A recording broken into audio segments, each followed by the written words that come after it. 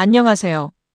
오늘은 대한민국 국민들의 사랑을 받았던 드라마 미스터 션샤인의 주인공 유진 초이, 실제 모델이 된 인물에 대해 알아보려고 합니다. 혹시 드라마를 보셨던 분들이라면 이병헌 배우가 열연했던 그 신비로운 매력의 주인공이 기억나실까요?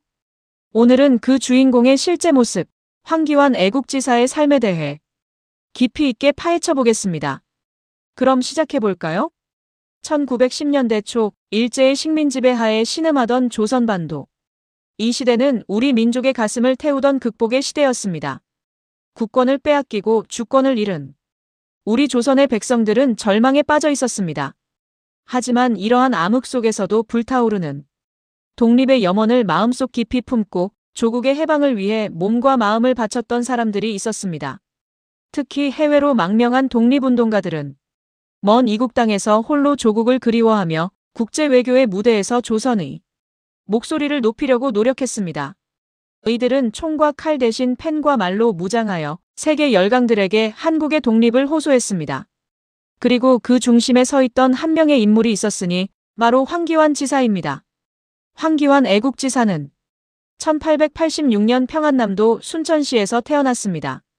당시 조선은 개화의 물결이 서서히 밀려오던 시대였고 선진 문물과 전통이 충돌하는 혼란의 시기였습니다. 황기환은 이러한 격동의 시대에 태어나 일찍부터 조선의 운명을 짊어져야 할 인물로 성장하게 됩니다. 평안남도는 당시 한반도의 북부 지역으로 교육 수준이 높고 선진적인 사상을 받아들이는 지역으로 알려져 있었습니다. 황기환은 이러한 지역에서 태어나 교양 있는 가정 환경 속에서 자라났으며 일찍부터 동양의 전통 학문과 서양의 신학문을 두루 익히게 되었습니다. 특히 1905년 을사늑약으로 조선의 외교권을 빼앗기고 1910년 국권이 완전히 침탈되는 절망적인 현실 속에서 황기환은 조국을 구하기 위해서는 무언가 다른 길을 모색해야 한다는 깨달음을 얻게 되었습니다. 황기환 지사는 결국 조국을 떠나 미국으로 망명하기로 결단합니다. 당시 많은 한국인 독립운동가들이 미국으로 향했습니다. 미국은 자유민주주의의 나라였고 국제연맹과 같은 국제기구들이 있어서 국제 무대에서 한국의 목소리를 낼 수 있는 거점이 될 수 있었기 때문입니다. 미국에 도착한 황기환은 본격적으로 해외 독립운동에 뛰어듭니다. 그는 단순히 국내의 무장저항을 지원하는 데 그치지 않았습니다. 오히려 국제 외교의 무대에서 조선의 독립을 호소하는 것을 자신의 사명으로 삼았습니다. 황기환은 미국 내에서 한국인 사회를 조직하고 결집시켰습니다. 또한 미국의 정치인들과 언론인들, 국제 인사들을 만나 한국의 상황을 설득력 있게 설명했습니다.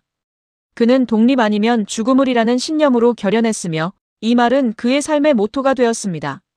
1910년대와 1920년대 황기환이 가장 활발하게 활동했던 시기는 한국 독립운동사에서 매우 중요한 시기였습니다. 31운동이 터져나왔고 임시정부가 수립되었으며 국제연맹에 청원서를 제출하려는 움직임들이 활발해졌을 때였습니다. 황기환 지사의 활동 범위는 미국에만 머물지 않았습니다. 그는 유럽까지 영역을 넓혀나갔습니다. 파리, 런던, 제네바와 같은 국제정치의 중심지에서 한국의 독립을 호소했습니다. 특히 주목할 점은 황기환이 남긴 외신 인터뷰 기사들입니다. 최근 들어 발굴된 여러 외신 기사들을 보면 당시 서양의 신문사들이 황기환과의 인터뷰를 통해 한국의 독립 문제를 보도했다는 것을 알 수 있습니다. 이는 황기환이 서양의 언론에도 신뢰받는 인물이었다는 것을 의미합니다. 그는 미국 국적을 취득했습니다. 당시로서는 이것이 얼마나 전략적이고 의미 있는 선택이었는지 생각해 봅시다. 미국 국적을 취득함으로써 그는 미국의 국민으로서 더욱 당당하게 국제 무대에서 목소리를 낼 수 있었습니다. 또한 일제의 추적으로부터도 어느 정도 보호받을 수 있었습니다. 황기환의 활동은 총과 칼을 들지 않은 다른 형태의 독립운동이었습니다. 하지만 결코 덜 중요하지 않았습니다. 국제 외교 무대에서의 활동은 역사적으로 보면 한국이 국제사회에서 독립국으로 인정받기 위한 초석을 다지는 일이었기 때문입니다. 그렇다면 여기서 흥미로운 질문을 던져봅시다. TVN 드라마 미스터 션샤인에서 이병헌이 연기한 유진초이와 실제의 황기환 지사는 어느 정도 닮아 있을까요? 드라마 속 유진초이는 신비로운 매력과 혼자만의 비밀을 가진 인물로 그려졌습니다.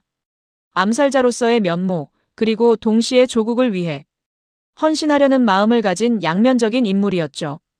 하지만 실제의 황기환은 다소 다릅니다. 실제 황기환 지사는 외교관이자 독립운동가였습니다. 드라마와 달리 황기환은 국제 외교의 무대에서 자신의 역할을 다했던 정치적 인물이었습니다. 그는 총을 쏘는 암살자가 아니라 펜으로 글을 쓰고 입으로 말하는 외교관이었습니다. 물론 드라마가 완전히 역사를 따르지 않는 것은 당연합니다. 드라마는 창작물이기 때문입니다.